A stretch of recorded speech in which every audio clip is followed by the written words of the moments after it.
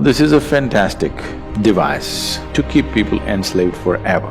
And to cover this, there's a whole lot of other stories which I don't want to enter, phenomenal tools to control populations, which has been successfully done for a long time.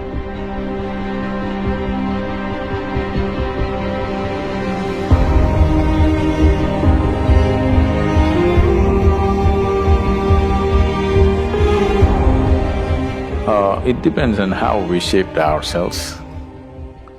If we become wonderful human beings, it's one thing. If we have become an ugly manifestation of humanity, definitely it's an original sin. It's a mistake. Sin is too strong a word, maybe it's a mistake. So too many mistakes are being made in the world, no question. You claim to appreciate or, well, you worship the one who is referred to as the creator, but you have a huge issue with the creation.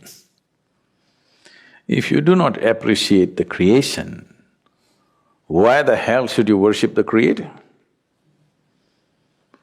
Someone who made such a bad job of this, the only way you can even be born is through sin, I think he must be banished. Now, this is a fantastic device to keep people enslaved forever. If you do not even allow them to come to terms with their biology, they'll never come to terms with anything in their life. Always they will be dependent on an institution or a person or something who claims to have connections.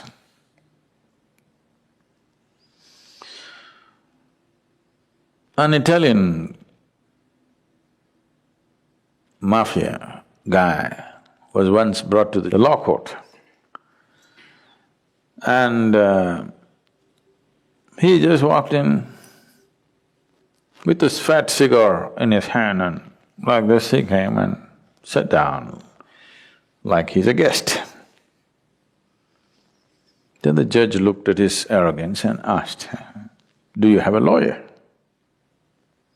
He blew the smoke out and said, "Well, I got friends in the jury."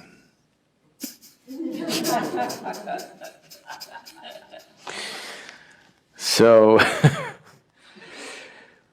people who are supposed to have connections elsewhere,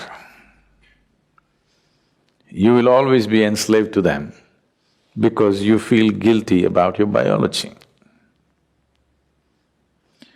This whole thing goes into more grosser and grosser states. So except in certain cultures, everywhere else where dominant religious beliefs were spread, in all those cultures, unfortunately, they make you feel guilty of your very existence, because that way you will always be enslaved to whatever they have set up. Something so fundamental as the menstrual cycles in a woman, she has to feel guilty about it and she's impure. Her existence is impure. Unfortunately, I want you and all the teachers of the world to understand, if your mother did not have menstrual cycles, you wouldn't be born, even if she met your father. Yes. So the life-making material, unused, is what it is.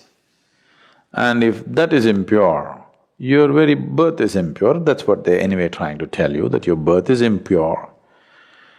And to cover this, there's a whole lot of other stories which I don't want to enter.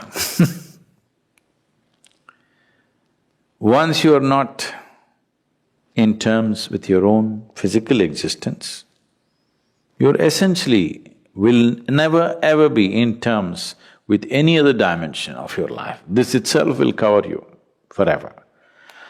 This is a fantastic trick to keep you enslaved forever.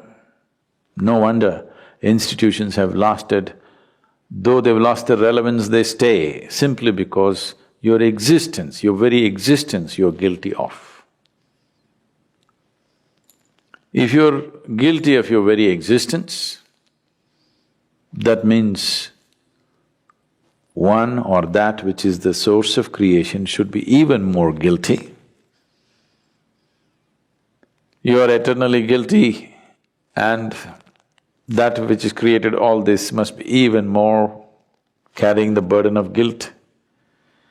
Guilt and fear have been a phenomenal tools to control populations, which has been successfully done for a long time. It's time this is broken.